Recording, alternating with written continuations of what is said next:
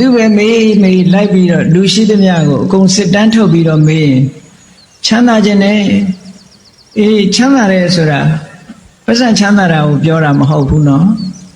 မှန်လားပါဗျာလူဆိုတာဘဝမှာအစဉ်ပြေပြေလေးနေခြင်းတာချမ်းသာခြင်းနဲ့အေးစစ်စစ်နေခြင်းနဲ့အဲ့ဒီချမ်းသာမျိုးကိုပြောတာမှန်လားပါဗျာပတ်စံချမ်းသာတာကစိတ်ချမ်းသာတာမဟုတ်ဘူးတခြားစီနော်မှန်လားပါဗျာအေးဒါကြောင့်မို့ဗမာစကားမှာသွားပြီးတော့ရောတတ်တယ်လူချမ်းသာနဲ့သွားပြောလို့ရှိရင်ပတ်စံရှိတဲ့လူကိုလူချမ်းသာလို့သွားတွက်တတ်တယ်အဲ့ဒါမျိုးကိုပြောတာမဟုတ်ဘူးမှန်လားပါဗျာမိမိအစဉ်တန်းလိုက်ဘဝမှာစိတ်ချမ်းသာကိုချမ်းသာနေတာဟုတ်တာစိတ်ချမ်းသာတယ်လို့ခေါ်တာပဲပတ်စံတွေဘလောက်များနေစိတ်ချမ်းသာကြမှာချမ်းသာတယ်လေငွေကြေးတွေကထောင်တောင်းသိန်းပေါင်းထောင်တောင်းရင်းနှီးထားတယ်အဲ့ဒီအလုပ်တစ်ခုမတော်တဆပျက်စီးသွားမှာကိုအမြဲတမ်းစိုးရိမ်နေရတယ်ဟောချမ်းသာတဲ့ငွေချမ်းသာတဲ့ပုဂ္ဂိုလ်ကထိုငွေတွေဆုံးရှုံးမှအမြဲကြောက်နေရတယ်မှန်လားပါဗျာအဲ့ဒါချမ်းသာမဟုတ်ဘူးပတ်စံချမ်းသာတာချမ်းသာတာမဟုတ်ဘူးတကယ်စိတ်ချမ်းသာတာကအဲ့ဒါမျိုးကိုပြောတာမဟုတ်ဘူးတဲ့မိသားစုဘဝမှာဗာနဲ့ပဲနေရစာဝတ်နေရေးလေးပြည့်ပြည့်စုံစုံနဲ့မတောင်းမတမကြောင်းမကြနဲ့အေးသက်သာချမ်းချမ်းသာနေနိုင်ရတယ်ဆိုတာမျိုးကိုဆိုလိုတယ်အဲ့တော့လူတိုင်းဟာချမ်းသာခြင်းကြခုနငွေရှာတဲ့ပုဂ္ဂိုလ်တွေကလည်းချမ်းသာခြင်းလို့ရှာတာကတော့ချမ်းသာခြင်းနဲ့သို့တော့ချမ်းသာခြင်းလို့ရှာပေမဲ့လို့ချမ်းသာတယ်တွေ့သလားဆိုချမ်းသာတယ်မာတာတွေမဟုတ်ဘဲနဲ့ဆင်းရဲဒုက္ခတွေလည်းအများကြီးတွေ့ရတာပေါ့ဒီတကြောင့်စိတ်ချမ်းသာမှုဆိုတာတစ်ခုနဲ့တစ်ခုမတူဘုရားမြတ်စွာလက်ထက်တော်ခါကာလတုန်းကတာဂဝင်တွေကအလှဲ့ကျခုခေတ်လို့ပြောမယ်ဆိုရင်တော့တပါတီစနစ်လူမျိုးတစ်မျိုးကအုပ်စိုးတာကို oligarchy system လို့ခေါ်တယ် monarchical system ဆိုတာဧကရာဇ်ဘုရင်တွေအုပ်စိုးတာဘုရင်တဦးတည်းကနေသားစဉ်မျိုးဆက်အုပ်စိုးသွားတာmonarchical system လို့ခေါ်တယ်ဘုရားလက်ထက်ကပိမိတာရတို့ကောသလတို့အဲ့ဒီစနစ်နဲ့အုပ်စိုးတာသူတို့သားစဉ်မြေဆက်ဘုရင်အုပ်စိုးတာဘုရားရဲ့အမျိုးဖြစ်တဲ့တာဂီဝင်တွေတို့ဟိုဝေဒာလီယပြည်ကလိတ်ဆွေတို့ဘုရားပြိဋိဘံဆိုင်ရာရက်ကမန္လာတိုင်းကမန္လာမင်းတွေတို့ဆိုတာတွေက oligarchy system လို့ခေါ်တယ်ခုခေတ်လို့ဆိုရင်တော့တပါတီကအုပ်စိုးတယ်လို့ဒီလိုပြောနော်မှန်လားပါဗျာလူမျိုးတစ်မျိုးကနေပြီးတော့အပေါင်းအဖွဲ့လုပ်ပြီးတော့အုပ်စိုးတဲ့စနစ်ပေါ့ခုခေတ်က Republican ဆိုတာတွေနဲ့ခတ်ဆင်နေပေါ့သို့တော့မဲနဲ့တင်မြှောက်ထားတာမဟုတ်ဘူးသူတို့လူမျိုးအုပ်စုကနေပြီးတော့အပေါင်းအဖွဲ့လုပ်ပြီးတော့အလှည့်ကျခုခေတ်လို့ပြောမယ်ဆိုရင်အလှည့်ကျဥက္ကဋ္ဌပေါ့အလှည့်ကျသမတနဲ့သွားတာမျိုးအဲ့ဒီထဲမှာတာဂဝင်မင်းတွေထဲမှာအလှည့်ကျပြီးတော့ဥက္ကဋ္ဌလုပ်နေရတဲ့ဗတ္တိယဆိုတာသူ့ရဲ့တငယ်ချင်းအနုရုဒ္ဓကနေပြီးတော့အတင်းဆွဲပြီးတော့သင်္ကန်းဝတ်ရအောင်ပြောတော့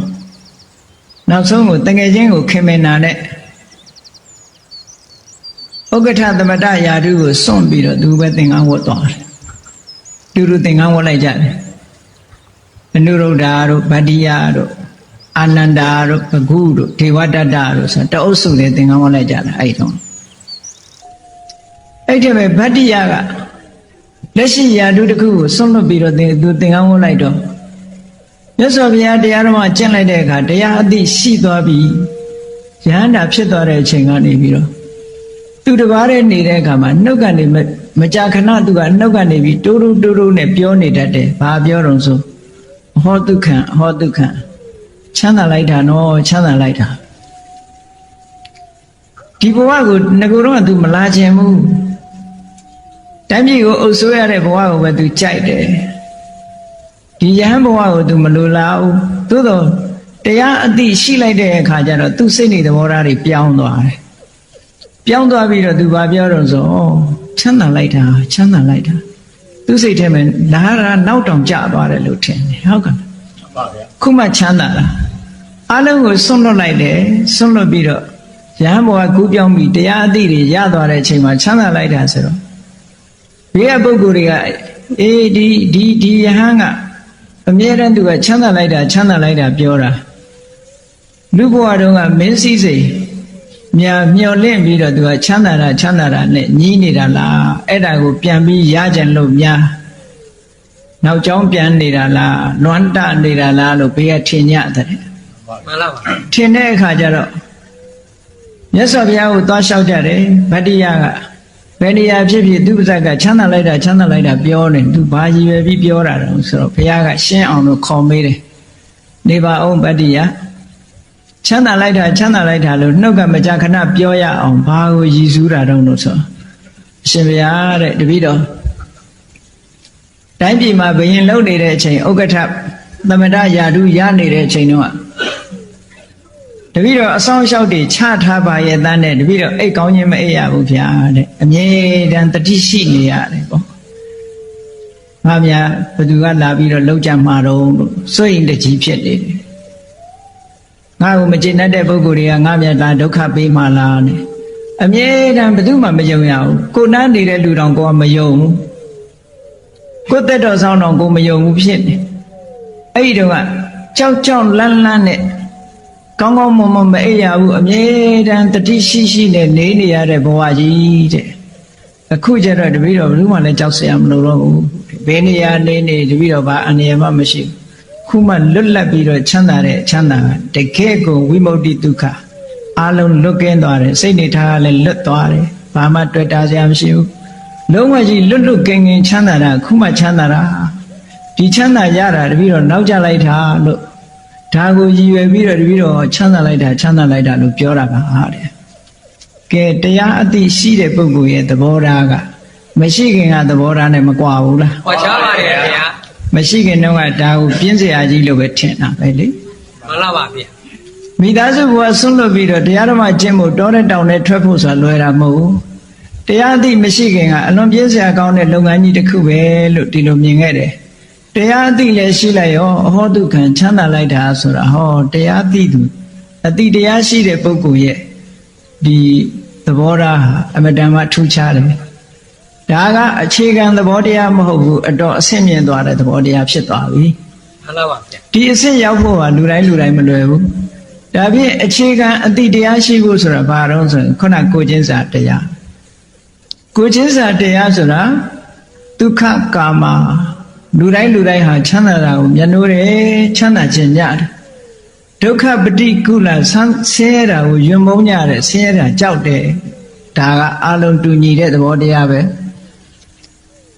အဲ့ဒီလိုဖြစ်ပါရဲ့သားနဲ့လူတွေကကိုချမ်းသာဖို့အတွက်သူများကိုဘာလို့ဒုက္ခပေးကြသလဲ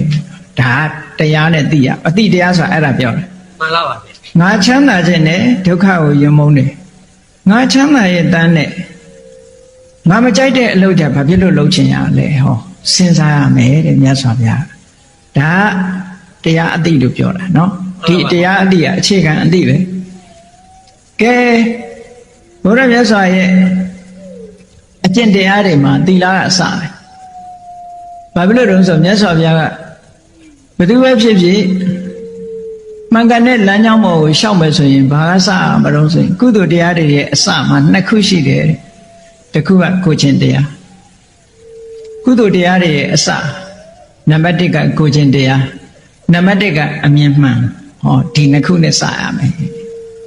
အမှန်မြင်ရမယ်လို့ဆိုဘာဟိယဆိုတဲ့ယဟန်ဒီဘာဟိယကဟိုဘာဟိယဓာရုစီရိယမဟုတ်ဘူးနောက်ဘာဟိယတပါမြတ်စွာဘုရားကဟောတယ်တတ္တမတိဟတေဘာဟိယအာတိမေဝဝိသောတေဟိကုသလေတုတံမေတုဘာဟိယမှန်ကန်တဲ့လမ်းကြောင်းပေါ်ကိုရှောက်ချင်တယ်ဆိုရင်တဲ့ကုသိုလ်တရားတွေရဲ့အစကိုမြင်ပြည့်စုံအောင်လုပ်တယ်ကောစာတိကုသလနံဓမ္မနံကုသိုလ်တရားတွေရဲ့အစဆိုတာဘာလဲသီလင်္စသူဝိတုဒ္ဓံလုံးဝဖြူစင်တဲ့ကိုချင်းတရားဖြူစင်အောင်လုပ်ရမယ်တဲ့ဒါနံပါတ်1မှန်လားပါဗျာ ဒိဋ္ဌိစဥစုကာဖြောင့်မှန်တဲ့အမြင်ရှိရမယ်ဟောဒီနှစ်ခုဟာကုသိုလ်တရားတွေရဲ့အစပဲဒီကုသိုလ်နှစ်ခုဒီနှစ်ခုမှမရှိရင်ကုသိုလ်တရားတွေစလို့မရဘူးကိုယ်တဏ္ဍာမှာကုသိုလ်တရားတွေစဝင်လာတာဒီနှစ်ခုကစတာကဲကောင်းပြီမြတ်စွာဘုရားကဟောတာလေကိုချင်းတရားကစလို့ဆိုတော့ကိုချင်းတရားဆိုတာအလုံးသိကြတဲ့အတိုင်းအရေးကြီးတာကဘာလို့ဆိုရင် မနောဒုစရိုက်ကိုအသာထားအများနဲ့ဆက်ဆံတာကိုကြည့်လိုက်မယ်ဆိုရင်ကာယဒုစရိုက်နဲ့ဝစီဒုစရိုက်ကာယဒုစရိုက်၄မျိုးဝစီကာယဒုစရိုက်၃မျိုးနဲ့ဝစီဒုစရိုက်၄မျိုးအားလုံးအဲ့ဒီ9မျိုးအခြေခံအဆင့်ကိုပြောမယ်ဆိုလို့ရှိရင်ကာယဒုစရိုက်၃မျိုးဆိုတာသူများအသက်ကိုတတ်ခြင်းပါဏာတိပါဒအရိဏဒါနသူများဥစ္စာကိုခိုးခြင်းမတရားယူခြင်းကာမေတုမိစ္ဆာစာရကာမဂုဏ်တရားတွေမှာမောက်မောက်မာမာပြုကျင့်ခြင်းလို့ဆိုတယ်ဒါကကာယဒုစရိုက်၃ပါးလို့ခေါ်တယ်အဲ့ဒီကာယဒုစရိုက်ကိုတရားအသိနဲ့ဆင်ခြင်ရမယ်တဲ့ဖြောက်အောင်တရားအသိနဲ့ဆင်ခြင်ပြီးတော့ဒီကာယဒုစရိုက်တွေကိုပယ်လှန်ပြီးတော့ကာယဒုစရိုက်ကိုကျင့်သုံးရမယ်လို့ဆိုလို့တွေးပုံတွေးနည်းကိုမြတ်စွာဘုရားပေးထားတယ်ကိုချင်းစာတဲ့အတွေးနဲ့တွေးကြည့်ပါတဲ့ပါဏာတိပါဒနဲ့ပတ်သက်ပြီးတွေးလိုက်မယ်ဆိုလို့ရှိရင်ငါဒီသေရမှာကြောက်တယ်လူတိုင်းသေရမှာကြောက်ကြမှာကြီးပဲနော်မှန်ပါဗျာသေရမှာကြောက်တာကြီးပဲမသေးချင်ကြသေးဘူးသူကမသေးချင်ဘူးအသက်ရှင်နေတယ်သက်ရှိတ attva တိုင်းအားလုံးဟာမသေးချင်ကြဘူးအသက်ရှင်ရှင်နေချင်ကြအသက်ရှည်ချင်ကြတယ်ဒါကြောင့်မို့လို့ဒါတယောက်တယောက်ဆူတောင်းလို့ဆူပေးလို့ရှင်လေဩအသက်ရှည်ပါစေကျန်းမာပါစေနဲ့ဆူပေးကြတယ်ဘူးမှအသက်တိုပါစေလို့မပြောဘူးနော်မှန်ပါဗျာအသက်ရှည်ပါစေလူတိုင်းဟာအသက်ရှည်ရှည်နေချင်တယ်ဒါလူတွေရဲ့ဆန္ဒကိုယ့်ရဲ့ဆန္ဒကိုကအသက်ရှင်တာကိုမျက်နှိုးတယ်သေတာကိုမုန်းတယ်တချို့များသေတာကိုအမင်္ဂလာဆိုပြီးလူကြားတဲ့စကားပြောနားတော့မထောင်ကြဘူးနော်သေတဲ့အကြောင်းလာပြောရင်တော့နမိတ်မရှိနမမရှိမပြောနဲ့တောင်ပြောလိုက်သေးတယ်နော်မှန်ပါဗျာ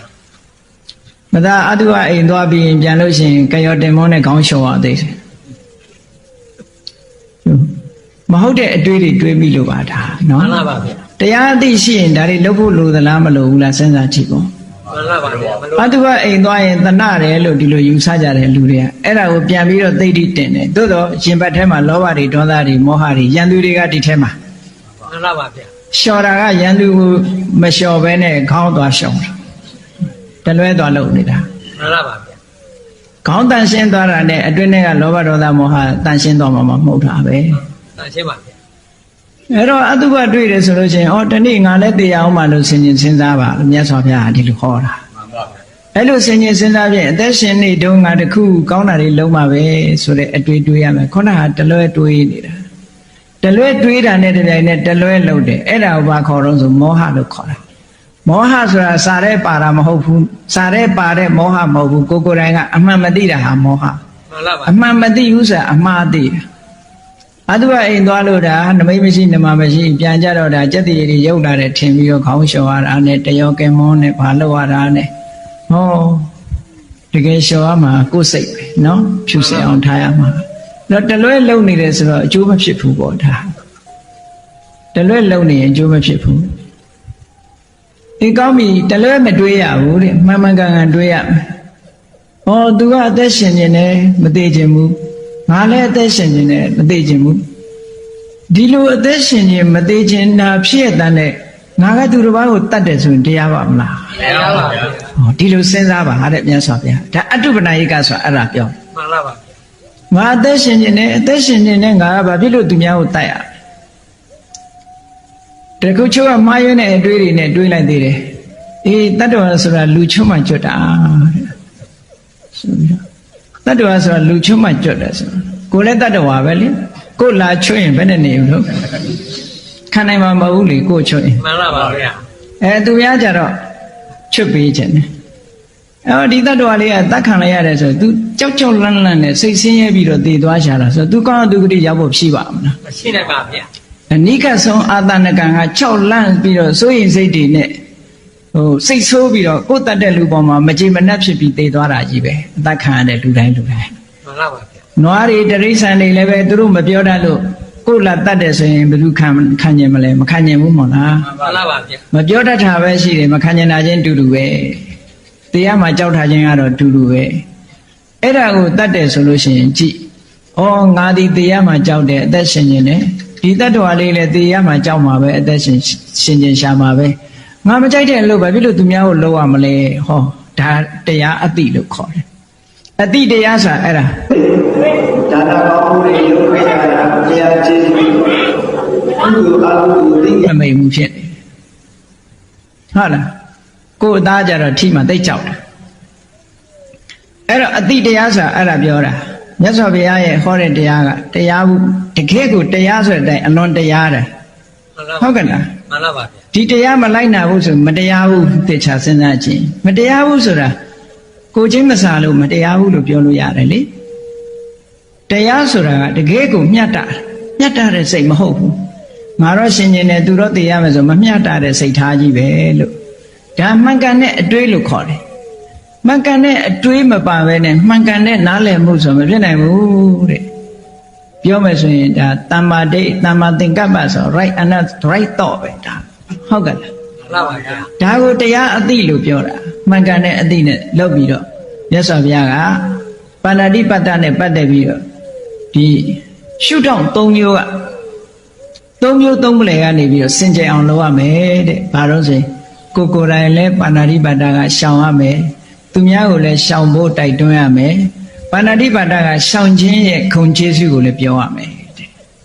အဲ့ဒါကိုတိကောတိပရိသုဒ္ဓသုံးဘက်သုံးပလံကနေပြီးတော့ဒီပါဏာတိပတ္တကစင်ကြယ်တာကိုယ်တိုင်မလုပ်တဲ့အပြင်ကိုယ်တိုင်တော့မလုပ်ဘူးသူများကိုတော့မလိမ့်တပတ်ပြောတဲ့ပုဂ္ဂိုလ်ကရှိသေးတယ်လေကိုကတော့ငရဲကြီးမှကြောက်တော့မလုပ်ဘူးသူများကိုဟိုတင်းလို့ကြာနေပြီဘုန်းကြီးတစ်ပါးလို့ပေါ့ဘုန်းကြီးတစ်ပါးမဘွေးတွေ့တယ်တဲ့တခါတယောက်ကလာတဲ့အခါကျတော့ဘုန်းကြီးကပြောတယ်မဘွေးဟေးဒီမွေကြိုက်ရင်သေရတယ်နော်စိတ်ပြင်းတယ်တခါကနားမလဲဘူးအဒီမွေကြိုက်ရင်သေရတယ်တခါမကဘူးနှစ်ခါသုံးခါထပြောဘုန်းကြီးကသူကိုယ်တိုင်တော့အဲ့ဒီမွေမရိုက်ဘူး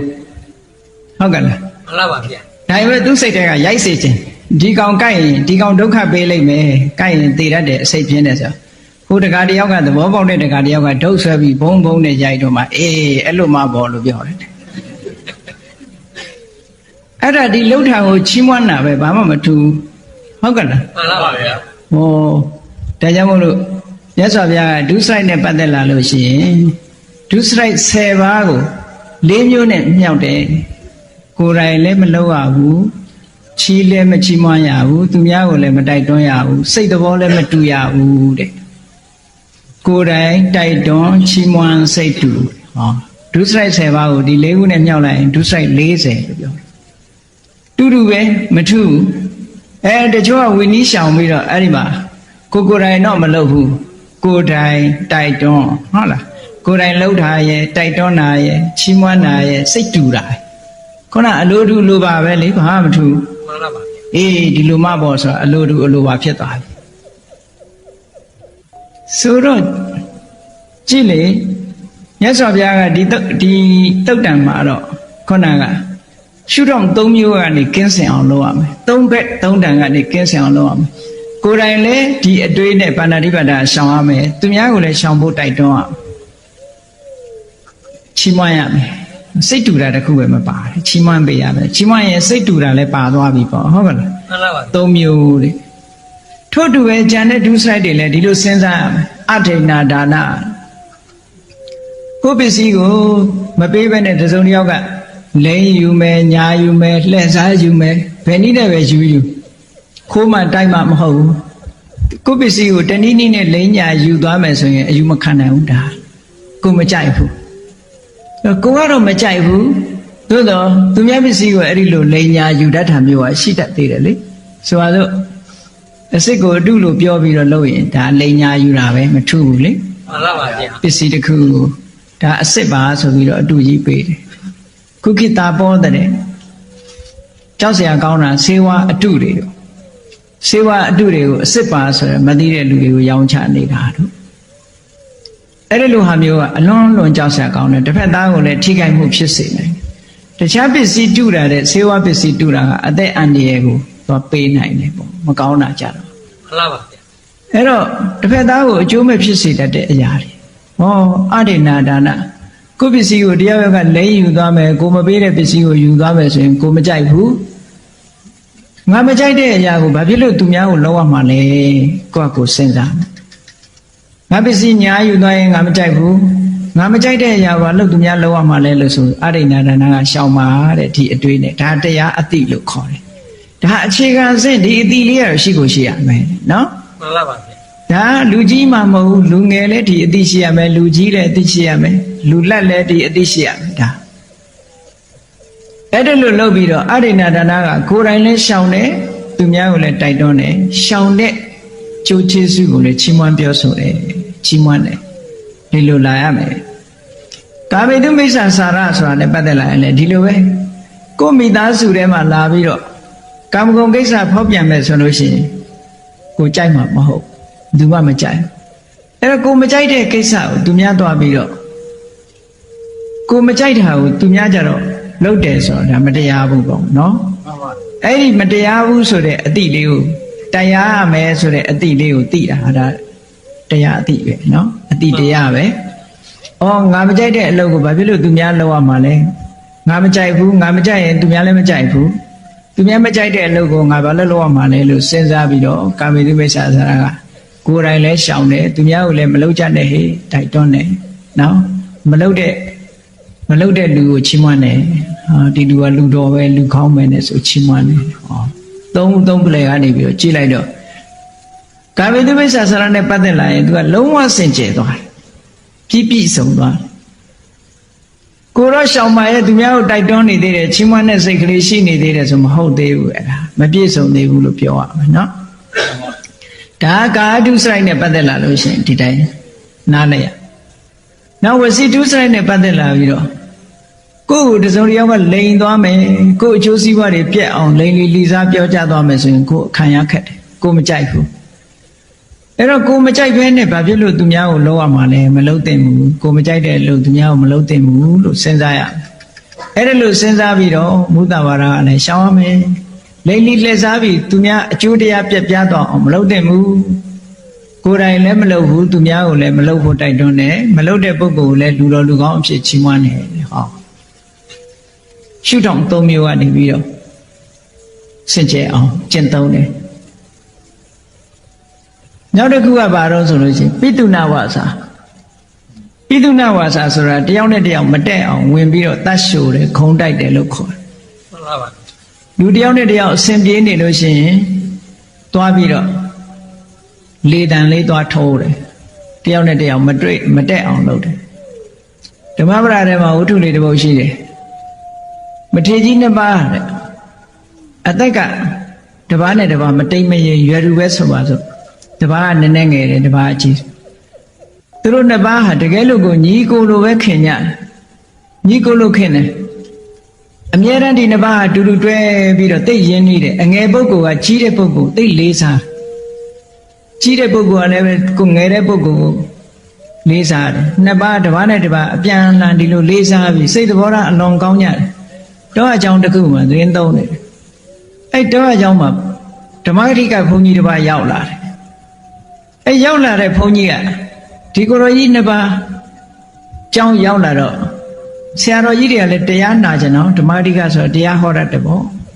တရားဟောတော့သူတို့ဓမ္မဂတိကတရားဟောတတ်တော့သူတို့ကဓမ္မဂတိကကိုကြီးညိုကြတယ်မြတ်နိုးကြတယ်ငါရှင်တို့နဲ့အတူတူနေပါ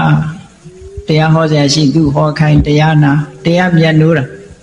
ဒါပေမဲ့အဲ့ဒီဓမ္မဂတိကစိတ်ကောင်းမရှိဘူးပေါ့တရားသိမရှိဘူးသူများသာဟောတာကိုယ်မှတရားသိမရှိသည့်အတွက်ကြောင့်ဓမ္မဂတိကကိုတရားဓမ္မတွေကကြီးညိုလာတော့အဲ့ဓမ္မဂတိကဘာဖြစ်လာတော့ဆိုဒီကိုရောကြီးနှစ်ပါးမောင်းထုတ်ပြီးတော့ဒီเจ้าအပိုင်စည်းမယ်ဆိုတဲ့စိတ်ဓာတ်ဝင်လာတယ်ဒါလွန်ခဲ့တဲ့နှစ်ပေါင်း2500ကတော့အခုမဟုတ်ဘူး မှန်လားပါဗျာ အဲ့တော့လူရှိနေရင်ဘယ်ခါမှဆိုဒါမျိုးရှိမှာပဲနော်ခုခေတ်မှရှိတယ်လို့မထင်နဲ့လူရှိနေရင်လူရဲ့စိတ်ဓာတ်ကိုကြောက်စရာကောင်းတာပြောပါတယ် မှန်လားပါဗျာ ဟိုခေတ်က2500လူတွေလည်းဒီတိုင်းပဲခုခေတ်လူတွေလည်းဒါဒီတိုင်းပဲရှိတဲ့လူကရှိနာပဲနော် မှန်လားပါဗျာ အဲ့တော့မကောင်းတာတွေရှိတယ်လို့ကောင်းတာတွေကလည်းဟိုတုန်းကရှိတယ်လို့ခုလည်းရှိနေမှာပဲလို့ပြောရမှာပေါ့ကောင်းတဲ့ဘက်ကပြောမယ်ဆိုရင်နော်အဲ့ဒီဓမ္မဂတိကဘာလို့တုံဆိုတော့ဒီကိုရောကြီးနှစ်ပါးသူမတက်အောင်လုံးမှဒီเจ้าသူရမှာကိုဒီကိုရောကြီးနှစ်ပါးညီညွတ်နေမဖြစ်ဘူးမဖြစ်တဲ့အခါကျတော့တရက်ကြတော့တပားစီသတင်းသုံးနေတဲ့နာကိုသွားတယ်ထင်းအောင်မြင်အောင်လုပ်တာပေါ့ဂုံးတိုက်တဲ့ဆိုတာကပါဇက်နဲ့ပြောမှမဟုတ်သူကမထေရကြီးစီအရင်သွားပြီးတော့ ရှင်ဘုရားတဲ့ရှင်ဘုရားတို့နှစ်ပါးညီတို့ကိုလိုခင်တာဟုတ်လားဟာခင်တာပေါ့တို့နေလာတာနှစ်ပေါင်းလောက်ကြာဒါပေမဲ့ဘုရားတဲ့ဆိုပြီးတော့မပြောတော့ပါဘူးဘုရားပြီးတော့ဆိုပြီးတော့ကြော့ပြီးထသွားတယ်ကိုရောကြီးစိတ်ထဲမှာထင်းနေဘာလဲဒီကိုရောငါဘာပြောချင်လို့နောက်တစ်ခါအငယ်စီသွားပြန်တော့လေဒီလိုပဲရှင်ဘုရားနောင်တော်ကြီးတို့ရှင်ဘုရားကြီးညိုတယ်ကြီးညိုတယ်ရှင်ဘုရားကကြီးညိုတာမပြောတော့ပါဘူးရှင်ဘုရားတို့တော်ကြတော့ဆိုဒီတိုင်းထသွားကိုရောကြီးနှစ်ပါးသိချင်တာနောက်တဲ့ကျတော့အတင်းကြပ်မေးတာအတင်းကြပ်မေးတဲ့အခါကျတော့ရှင်ဘုရားကိုဘလို့ပြောတယ်ဟိုကဘလို့ပြောတယ်ရှေ့သာရှင်ဘုရားနဲ့ဟန်လို့ပေါင်းနေတာကိုရကြတော့ပြောတယ်ဆို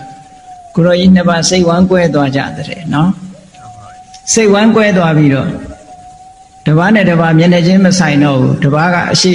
ရှိဘောက်ကနေထွက်ပြီးအရှိလျှောက်သွားတယ်တပားကအနောက်ဘောက်ကနေထွက်ပြီးအနောက်လျှောက်သွားကြောချင်းပေးပြီးတော့ထွက်သွားလိုက်ကြတာကိုရောကြီးနှစ်ပေါင်းအတော်ကြာမှဒီကိုရောကြီးနှစ်ပါးပြန်တွေ့တဲ့အခါဒီကိုရောရဲ့လိမ့်လေလှည့်စားမှုကိုသွားတွေ့ရတယ်မှန်လားပါဗျာဂုံးတိုက်တာဆိုတာအဲ့လိုတဦးနဲ့တဦးညီညွတ်နေလို့ရှိရင်ဂျားထဲမှာဝင်ပြီးထင်းအောင်မြင်အောင်လုပ်ပြီးတယောက်နဲ့တယောက်မတက်အောင်လုပ်လိုက်တာအဲ့ဒါကိုပိတုဏဝါစာလို့ခေါ်တယ်အဲ့ဒီပိတုဏဝါစာဟာကိုယ့်ကိုအလောက်ခံရမယ်ဆိုလို့ရှိရင်ကိုမကြိုက်ဘူးတဲ့ကိုမကြိုက်တာကိုသူများကိုလုပ်ရင်သူများလည်းကြိုက်မှာမဟုတ်ဘူးဆိုပြီးပိတုဏဝါစာကရှောင်ပါတဲ့ကိုယ်တိုင်လည်းရှောင်ပါသူများကိုလည်းတိုက်တွန်းပေးပါပိတုဏဝါစာကရှောင်တဲ့ပုဂ္ဂိုလ်လည်းပဲချီးမွမ်းစကားပြောကြပါတယ်ဟောသုံးထို့တူပဲဖုဒ္ဓဝါစာဆိုတာဉာဏ်နဲ့စကားကိုပြောတာလူစရာကိုတယောက်နဲ့တယောက်မာဆာပြောတာတောင်မှကြိုက်တာမှမဟုတ်ပဲနဲ့စကားတန်မာတယ်ဆိုရင်ကိုမကြိုက်ဘူးလေလူဆဲတာရေးတာအသာထားအောင်လေတံမာနဲ့ပြောလိုက်ရင်ကိုမခံနိုင်တဲ့လူတွေအများကြီးပဲအဲ့တော့ကိုအဲ့လိုမာပြောရင်ကိုမကြိုက်ဘူးဆဲရင်ကိုမကြိုက်ဘူးဒါပေမဲ့ကိုကြတော့စိတ်ဆိုးလာတဲ့အခါကျတော့မာလည်းပြောတာပဲဆဲတာပဲကိုပြောတဲ့အခါကျအရသာရှိတယ်လို့ဖြစ်နေနော်အဲ့တော့အဲ့ဒီကိစ္စကိုလည်းပဲခုနလိုငါမကြိုက်တဲ့အလုပ်ဘာဖြစ်လို့သူများကိုပြောရမှာလဲငါမကြိုက်ရင်သူလည်းမကြိုက်ဘူးဆိုပြီးတော့ရှောင်ပါတဲ့ကိုယ်တိုင်လည်းရှောင်ပါသူများကိုလည်းရှောင်ဖို့တိုက်တွန်းပေးရှောင်တဲ့ပုဂ္ဂိုလ်ကိုလည်းချီးမွမ်းပါတန်ဖတ်ပလာပဆိုတာအကျိုးမဲ့စကားတွေပြောပြီးတော့အချိန်ဖြုံးတာကိုယ်စီလာပြီးတော့အကျိုးမဲ့စကားတွေပြောပြီးအချိန်ဖြုံးနေမယ်ဆိုရင်အလုပ်ပြက်အကင်ပြက်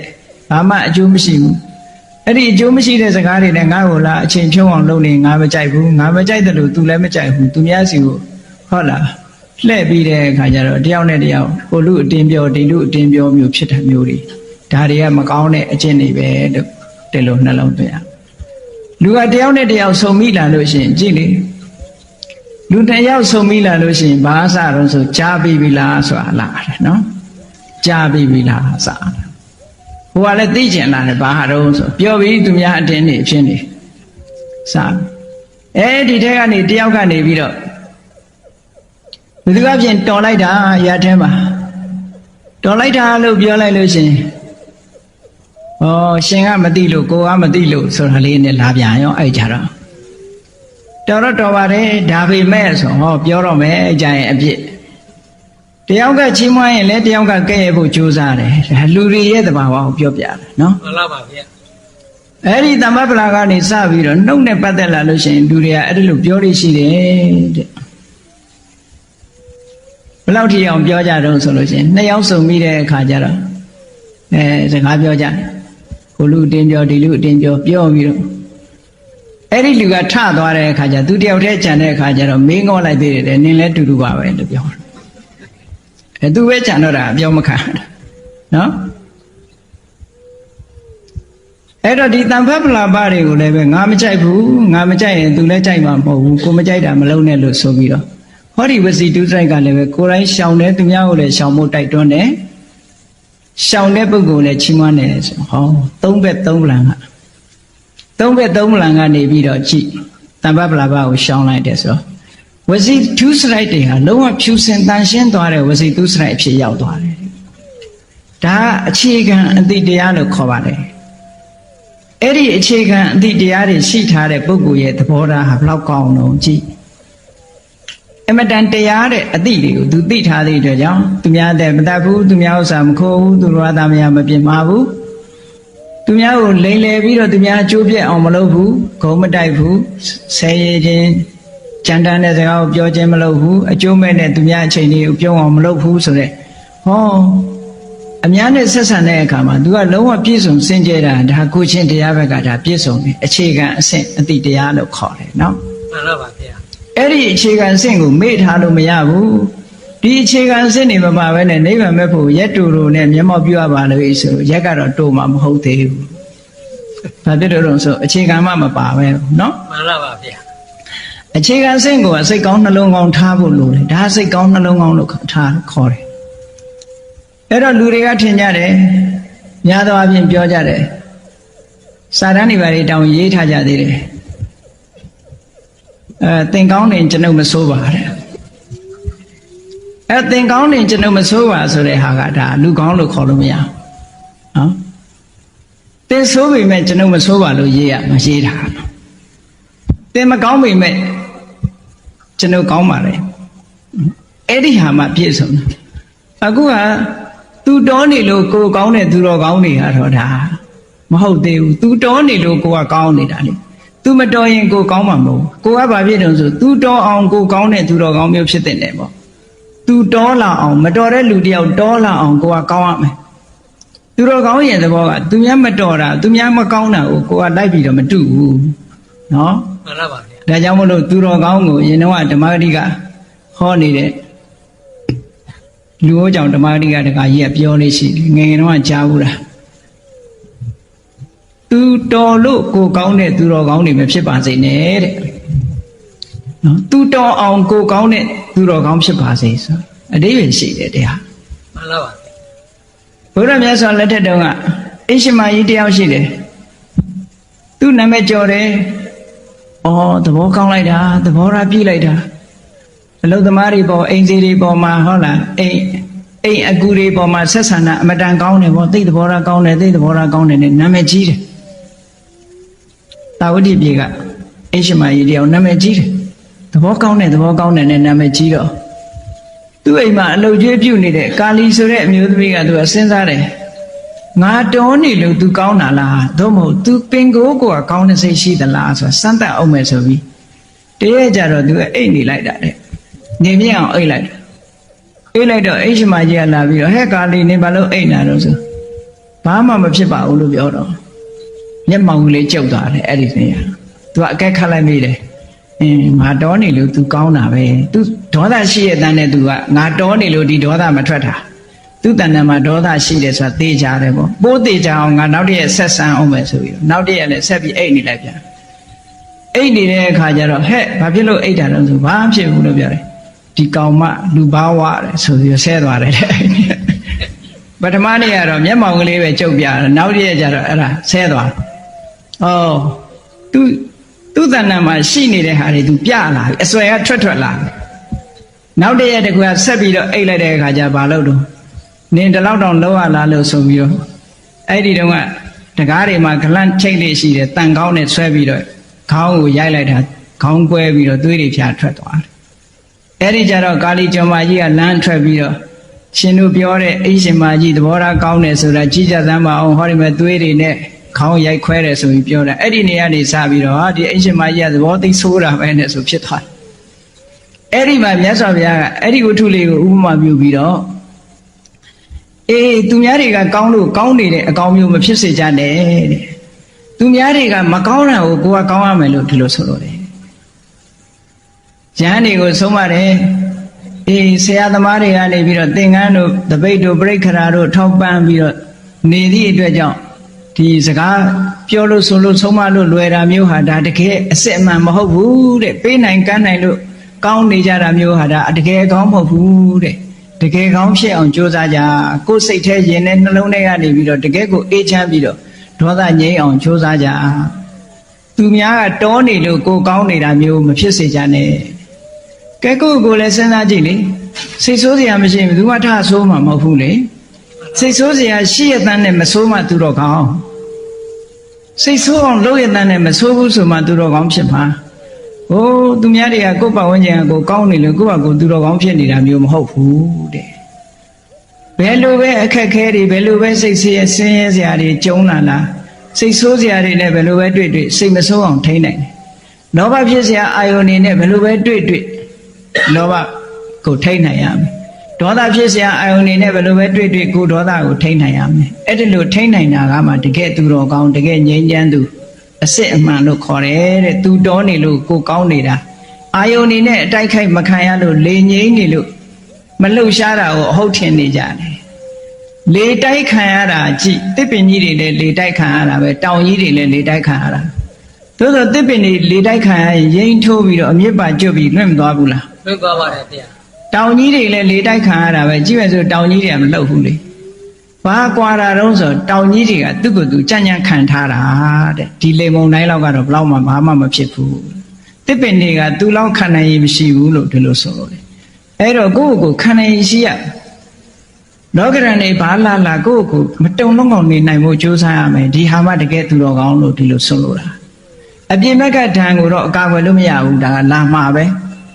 မြတ်စွာဘုရားကိုတော်မြတ်ကိုယ်တိုင်မျက်စိကမြင်စရာအာယုန်နဲ့မြင်တဲ့အခါမကောင်းတာလည်းမြင်တာပဲကောင်းတာလည်းမြင်တာပဲမကောင်းတာကိုအနိဋ္ဌာယုံခေါ်တာပေါ့ကောင်းတာကိုအိဋ္ဌာယုံခေါ်တာပေါ့အတန်ကြားတဲ့အခါလည်းမကောင်းတဲ့အတန်လည်းကြားတာပဲကောင်းတဲ့အတန်လည်းကြားတာပဲအနံ့ကလည်းမကောင်းတဲ့အနံ့ဟုတ်လားရှူတာပဲကောင်းတဲ့အနံ့လည်းရှူမိတာပဲအရသာလည်းမကောင်းတာလည်းခံစားရတာပဲကောင်းတာလည်းခံစားခန္ဓာကိုယ်ထိတွေ့ရလည်းမကောင်းတာနဲ့လည်းထိတွေ့တာပဲကောင်းတာနဲ့လည်းထိတွေ့တာသို့တော့တာမန်ပုဂ္ဂိုလ်တွေကြပါဖြစ်တုံဆိုရင်မကောင်းတာနဲ့ကြုံရင်ဒေါသဖြစ်တယ်ကောင်းတာနဲ့ကြုံရင်လောဘဖြစ်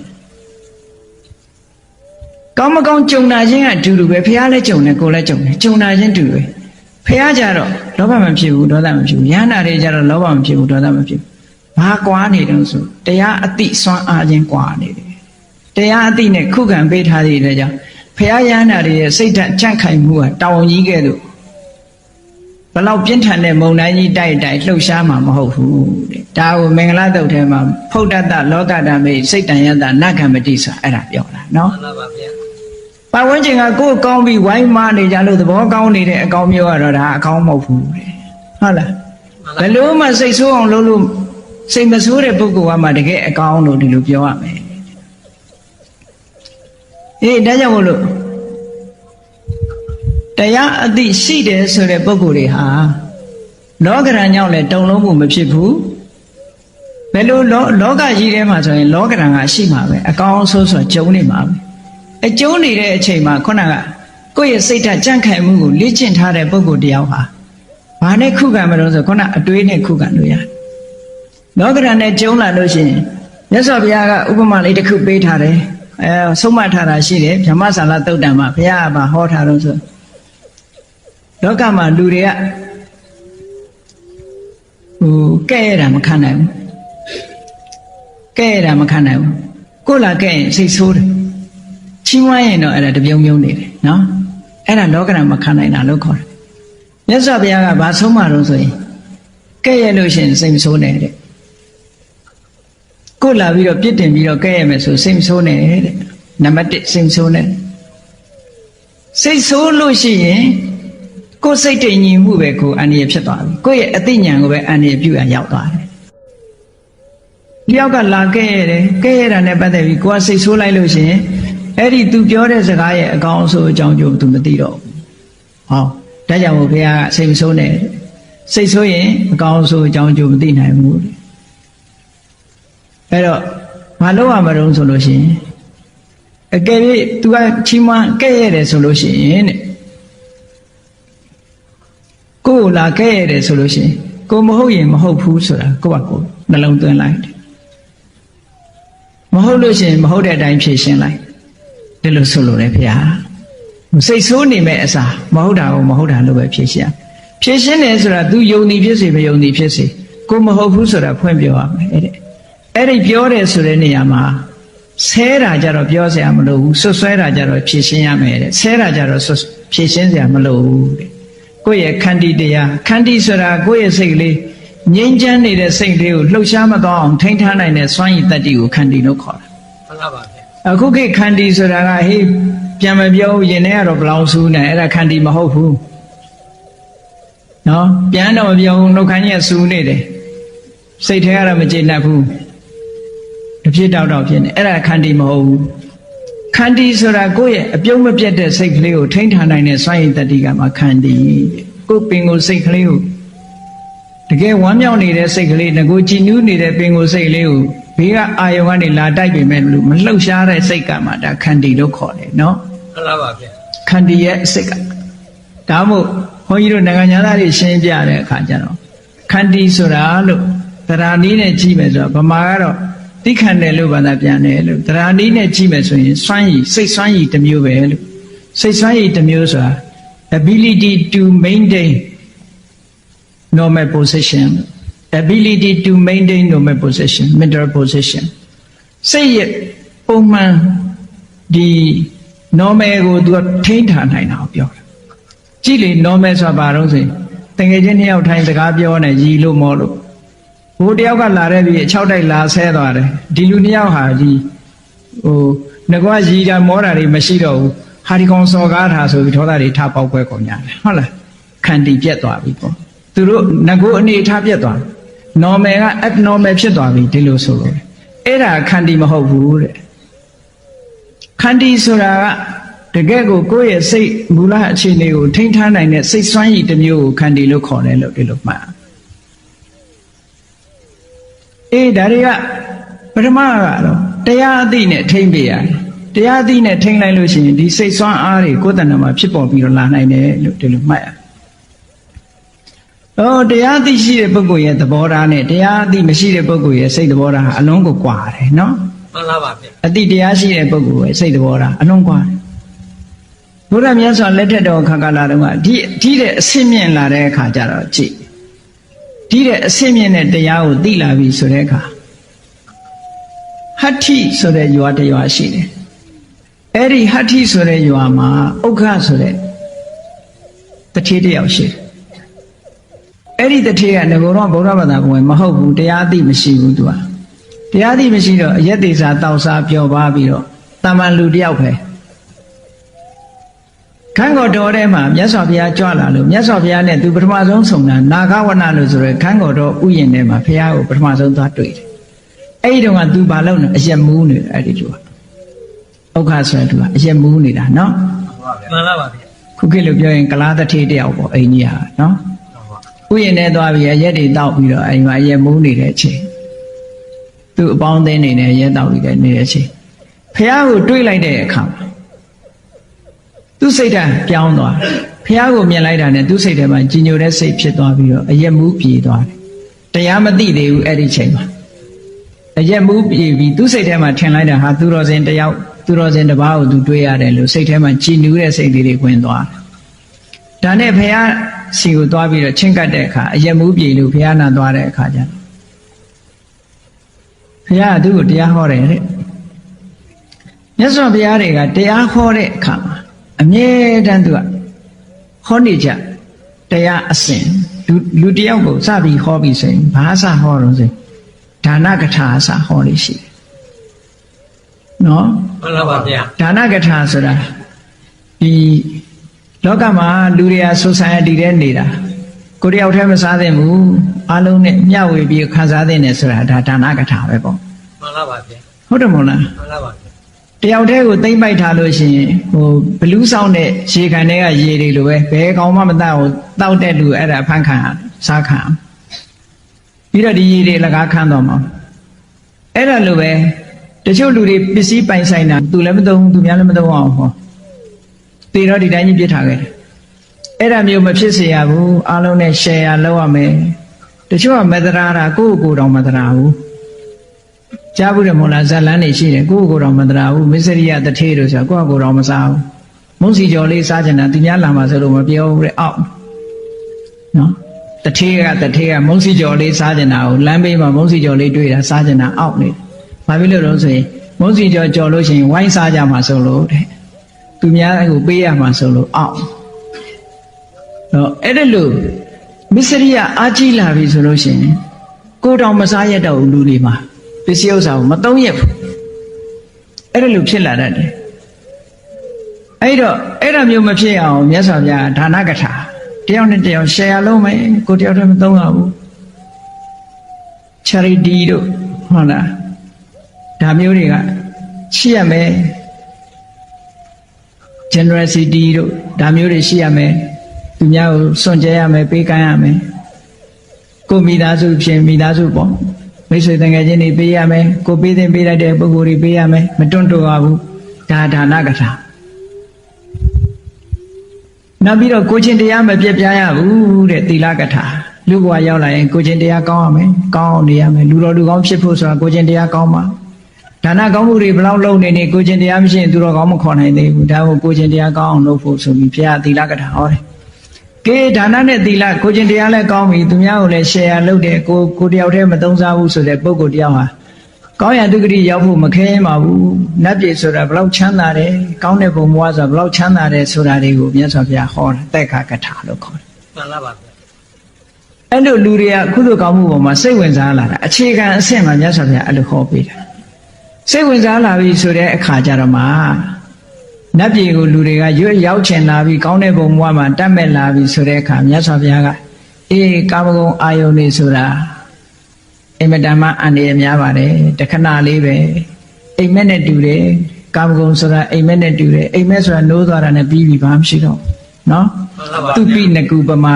အိမ်မက်ထဲမှာဟုတ်လားဘယင်ကြီးလုံနေတိုက်ကြီးနဲ့နေနိုးရဘာပြုတာပဲတဲကုတ်ထဲပြန်ရောက်သွားအိမ်မက်ထဲမှာဘလောက်ကောင်းနေနိုးတာနဲ့တပြိုင်တည်းဘာမှမရှိတော့ဘူးကာမဂုဏ်အာယုန်ဆိုတာသူပိနကုပမာအိမ်မက်နဲ့အလားတန်တူတယ်နောက်တစ်ခုကာမဂုဏ်အာယုန်ဆိုတာတဲ့အမဲရိုးနဲ့အလားတန်တူတယ်နတ်သမားကနေပြီးတော့နွားတတ်ပြီးတော့ဒီအယိုးမှာကတ်နေတဲ့အသားတွေကိုချစ်ယူပြီးတော့ပြစ်လိုက်တဲ့အမဲရိုးကိုအဲ့ဒီနာမျောနေတဲ့ခွေးကဒါလေးကိုချီးပြီးတော့တနေကုန်ရှာနဲ့ရက်လိုက်သွားနဲ့ကြိုက်လိုက်ရှာနဲ့ရက်လိုက်သွားနဲ့ကြိုက်လိုက်အရသာထွက်နိုးနဲ့အနံ့ကလေးနဲ့ဓာလေးနဲ့ပဲပြီးသွားတာပြီးတာသွားရောသွားတွေနားလာပြီးတော့အဲ့ဒါနောက်ဆုံးညဘာမှဝါလို့မရဘူးပြစ်လိုက်ရတဲ့အနေထားကာမဂုဏ်အာယုန်ဆိုတာအဲ့တိုင်းပဲတဲ့အမဲရိုးနဲ့အလားတန်တူတယ်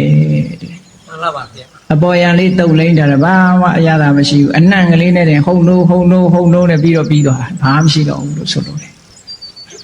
အေးမြတ်စွာဘုရားကအဲ့ဒါလိုကာမဂုဏ်အာယုန်ရဲ့အပြစ်ကိုဟောတာကာမနာအာရိနဝကထာလို့ခေါ်တယ်အဲ့ဒါတွေကိုမစွန့်လွတ်နိုင်သေးတဲ့မြတ်တောကတွေနဲ့ရင်ဝယ်ပိုက်ပြီးတော့နေကြရမယ်တဲ့ဒါတွေကိုစွန့်လိုက်မှချမ်းသာမှာဆိုပြီးနိက္ခမေအာနိသန္တကထာဒါတွေကိုလုံးဝ freedom လုံးဝစွန့်ပလိုက်ခုနကဗတ္တိယမင်းကြီးဟာတခါတည်းစွန့်လိုက်တာနဲ့အဟောတုခံခုမှချမ်းသာတော့တာပဲဆိုတာစွန့်လွတ်သွားတဲ့ဟာမျိုးမြတ်စွာဘုရားဟောဒါကိုကထာ5မျိုးလို့ခေါ်တယ်မှန်လားပါဗျာအဲ့ဒီကထာ5မျိုးနဲ့ဟောပြီးတဲ့အခါကျတော့မှလူရဲ့စိတ်လေးဟာတော့ညီဒီတရားဓမ္မကိုခံယူနိုင်စွမ်းရှိပြီဆိုတဲ့အခါကျတော့မှမြတ်စွာဘုရားကသဘာဝတရားတွေရဲ့ဖြစ်စဉ်ကိုဟောတယ်ဟောလိုက်တဲ့အခါကျတော့ဘာနားလည်သွားတုံဆိုတော့တရားနာတဲ့ပုဂ္ဂိုလ်ကနားလည်သွားတယ်စိတ်ထဲမှာအညစ်အကြေးတွေကင်းသွားပြီးသူ့မှာပွင့်လင်းတဲ့မျက်စိတစ်ခုအမြင်တစ်မျိုးရလာတယ်အဲ့ဒီအမြင်ကဘာတော့ဆိုရင်ယံကိဉ္စိသမုဒယဓမ္မံသဗ္ဗန္တနိရောဓဓမ္မံဖြစ်လာတာမှန်သမျှချုပ်မှာပဲဆိုတဲ့အတိရသွားပြီအဲ့တော့ဘာမှမမြဲဘူးငါရတာတွေတခုမှမမြဲဘူးဆိုတဲ့အတွေးလေးတွေးလိုက်နိုင်ပြီဒီအမြင်မျိုးလေးရလိုက်နိုင်ပြီဆိုရင်မစွန့်လွတ်နိုင်စရာရောရှိသေးရဲ့လားမရှိတော့ပါဗျာသူများပေါ်အနိုင်ကျင့်ကျင်တဲ့စိတ်ရောရှိသေးလားမရှိတော့ပါဗျာမရှိတော့ဘူးလေအားလုံးထားခဲ့ရမှာလို့ဆိုတာသိသွားတာနဲ့တပြိုင်နက်ယံကိဉ္စိသမုဒယဓမ္မဖြစ်တဲ့သဘောရှိတဲ့တရားမှန်သမျှသည်နိရောဓဓမ္မချုပ်ရမှာပဲတနေ့ကျတော့ပျက်စီးသွားမှာပဲဆိုတဲ့အတွေးလေးကိုရင်ဝယ်ပိုက်ထားနိုင်ပြီဆိုလို့ရှိရင်မမောမှုတွေကလျှော့ချသွားနိုင်တယ်အတွေ့အတာတွေမမောမှုတွေလျှော့ချလိုက်တာနဲ့တပြိုင်နက်တောကတွေကလည်းငြိမ်းသွားတယ်စိတ်ငြိမ်းချမ်းမှုကလက်တွေ့ခံစားရမယ်လို့ဟောဓမ္မစက္ခုဆိုတာခုနကနေမြတ်စွာဘုရားကဒီကထာ5မျိုးနဲ့ဟောလိုက်တဲ့အခါကျတော့ဒီအမြင်ကိုအဲ့ဒီခုနတုန်းကဥက္ခဆိုတဲ့တခါကြီးကရသွားတာနဲ့တပြိုင်နက်သူသဘောပေါက်သွားပြီကိုချင်းတရားငါဆောက်တည်တော့မယ်သူကအိမ်အောင်တဲ့အဲ့တော့ဗြဟ္မစရိယပင်စမဆိုတာ၅ပါးသီလထဲမှာသူကကာမိတုမိစ္ဆာစာရတောင်မဟုတ်တော့ဘူးဗြဟ္မစရိယနဲ့၅ပါးသီလကိုဆောက်တည်လိုက်တယ်နော်ဗြဟ္မစရိယနဲ့၅ပါးသီလဆောက်တည်လို့ရတယ်ချစ်မှန်လားပါဗျာဗြဟ္မစရိယသိက္ခာပုဒ်နဲ့၅ပါးသီလကိုဆောက်တည်ပလိုက်တယ်အဲ့တော့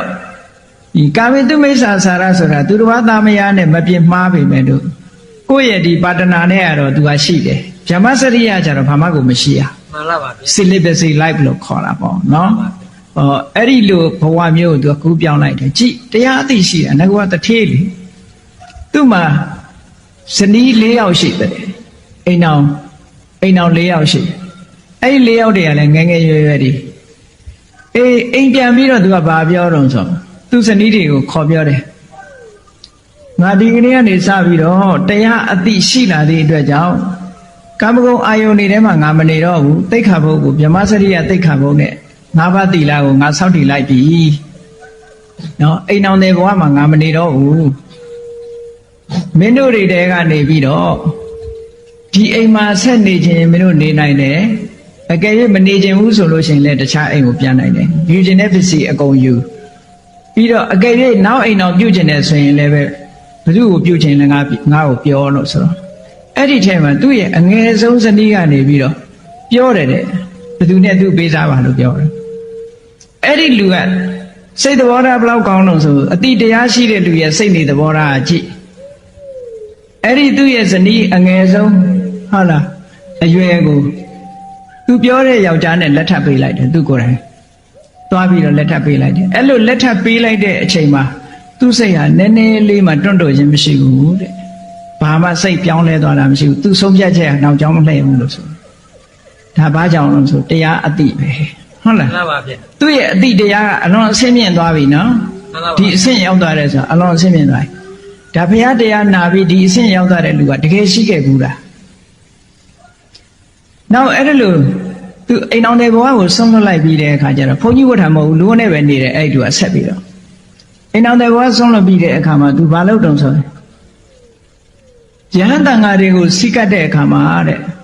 ဘယ်တော့မှမလေးမစားမစိတ်ကတ်ဘူးတဲ့လေးလေးစားစားစိတ်ကတ်တယ်ဘယ်ကိုတော့စီသွားတလေးတစားစိတ်ကတ်တယ်တဲ့ဟောဒါသူ့ရဲ့အည်သွေးတစ်ခုနောက်တစ်ခါယဟန်တန်ဃာတွေစီသွားတဲ့အခါမှာ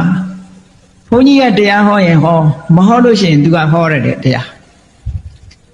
ချဲစကားချဲနံပါတ်တောင်းပြီးဘယ်တော့မှပြန်မလာခဲ့ဘူးဘုန်းကြီးစီသွားလို့ရှိရင်တရားစကားပဲပြောတယ်ဘုန်းကြီးကတရားဟောရင်ရိုသေစွာနားထောင်တယ်နော်စီးပွားရေးစကားလည်းမပြောဘူးကျောင်းသွားရင်တရားဟောရင်ဟောတယ်ဘုန်းကြီးကဟောရင်ရိုသေစွာနားတယ်ဘုန်းကြီးကမဟောရင်သူကဟောရတယ်ဟောအဲ့ဒီလိုအနေထားမျိုးသူက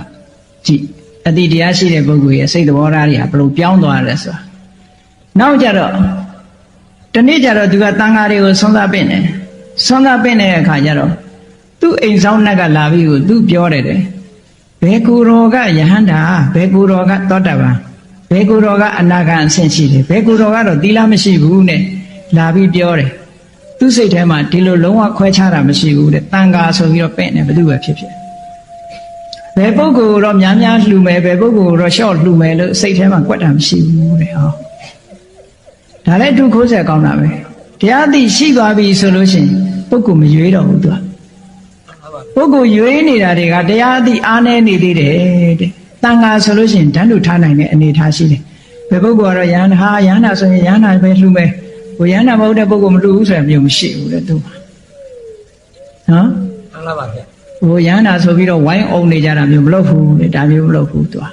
နတ်တွေကဒီလိုလာပြောတာကိုလည်းသူ့စိတ်ထဲမှာတုံလုံးအောင်မဖြစ်ဘူးတဲ့နောက်တစ်ခုနတ်တွေကနေပြီးတော့သူ့ကိုလာပြီးတော့ဒီ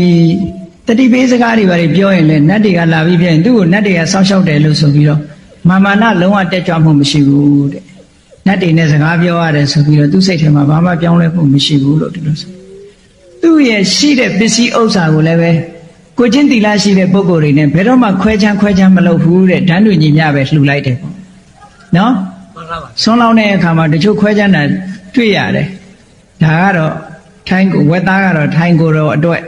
နော်ပဲပြုတ်ကဘယ်ကိုတော့အတွက်နဲ့ဆိုပြီးတော့ဒီလိုခွဲပြီးတော့လှုပ်တတ်တယ်လေအဲသူကအဲ့လိုမလုပ်ဘူးတဲ့အားလုံးဟာဓာတ်တွေညီမျှပဲထားတယ်လို့ဒီလိုဆိုတယ်ဘယ်တော့မှဘယ်ပုဂ္ဂိုလ်တော့များလှူမယ်ဘယ်ပုဂ္ဂိုလ်ရှော့လှူမယ်ဘယ်ပုဂ္ဂိုလ်စိတ်တွေသဘောထားခြင်းကတိတ်กว่าပါအဲ့ဒီလိုဖြစ်ရမယ်သူ့မှာဒီလို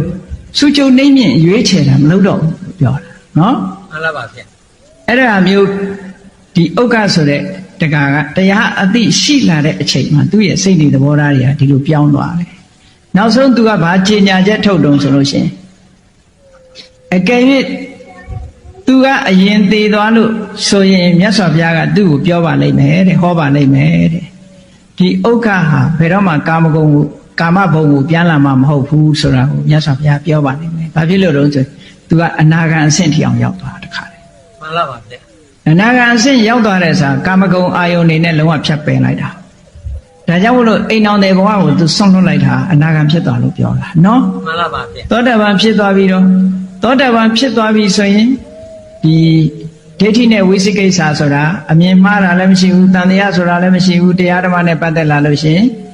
နောက်ပြီးတော့လောဘဒေါသမောဟဆိုတာလည်းဖြစ်အောင်အရှိန်သိမ့်မကြီးတော့ဘူးဒေါသထွက်အောင်သူကညော့သွားပြီသူများကိုထဆဲလောက်အောင်ဒေါသမထွက်တော့ဘူးသူစိတ်တော့ဆိုးရင်ဆိုးမယ်ဒါပေမဲ့လို့သူများကိုဆဲလောက်အောင်သူမဆိုးတော့ဘူး မှန် နော် လားပါဗျာ သောတာပန်ပုဂ္ဂိုလ်ကအဲ့လိုစိတ်ကိုထိန်းနိုင်တယ်လောဘဖြစ်ရအောင်လည်းပဲငရဲချလောက်အောင်လောဘမဖြစ်တော့ဘူးဒါကိုအပါယကမ္မနိယလောဘမဖြစ်တော့ဘူးသူတခါတဂရကံဖြစ်သွားပြီဆိုတဲ့အခါကျတော့သောတာပန်နဲ့သူကလောဘက10ချိန်မှ1ချိန်လောက်ဖြစ်မယ်ဒေါသကလည်းအချိန်100မှ1ချိန်လောက်ပဲဖြစ်မယ်ဟောဖြစ်လာတဲ့ဒေါသရဲ့အချိန်ကလည်းပဲနည်းနည်းလေးပဲဖြစ်တယ်သူကမတိမသားလေးပဲဖြစ်တယ်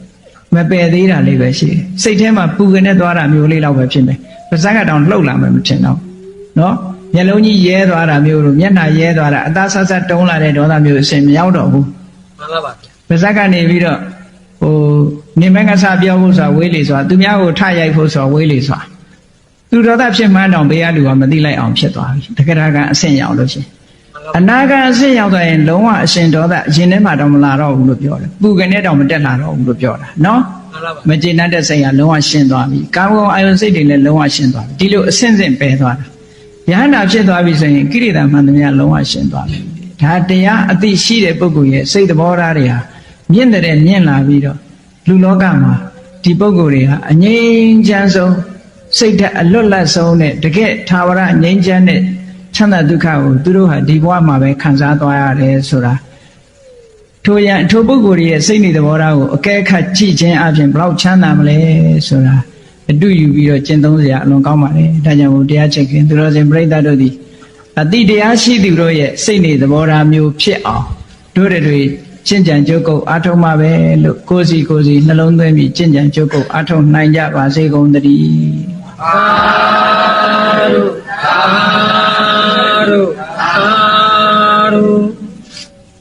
ကဲမေတ္တာပို့ရတတ္တဝါများစွာဘေးရန်ကွာချမ်းသာကြပါစေမေတ္တာရေချမ်းသုံးငါဖြံငြိမ်းချမ်းကြပါစေသက်စေချမ်းမာစိတ်ချမ်းသာလူရဆန္ဒပြည့်ပါစေဓမ္မောတရံပိဝိတဝနာဝိသာတဗ္ဗေတမုဟတာအစရမရာတိတိဘာဝောနိဗ္ဗာနံယန္တုတာရောဓမ္မောတရံလောဘဒေါသမောဟစိတ်တောင်ကင်းပြောက်ကြည်တရားစေကိုပိဝိတဝဝန္တာရှင်ပြတောက်ကြရနာကြရကုန်သောကြောင့်ဝိသာတဗေပူဇာညစ်နောက်ကိလေသာစိတ်တောက်ဟုသမျှတို့သည်သမုဂတပိကြပဲတွင်ရေမတင်တဲ့ကဲ့သို့ကင်းစင်လွင်ပြောင်းပေမြောက်အောင်ပဲဖြောင်းကုန်သည်ခွန်တူစင်စစ်မသွေဖြစ်ကြပါစေကုန်သတည်းအစရမရအိုခြင်းလဲကွာနာခြင်းလဲကင်းသေးခြင်းလဲရှင်းထသောဒီဒီဘဝကိလေသာဟုပုခတ်သိကင်းခြင်းရာစစ်ဖြစ်ပေထသောနိဗ္ဗာန်နိဗ္ဗာန်ဟုခေါ်အေးမြူတော်သို့သာရောတရားချစ်ခင်စိတ်ကောင်းဝိညာဉ်သူတော်စင်များတို့သည်ယန္တုပါရမီအဆင့်ဆင့်မြင့်တယ်မြင်၍မလင့်ပုံသေးဆက်ရောက်တော်မူကြပါစေကုန်သတည်းသာဓုသာဓုသာဓု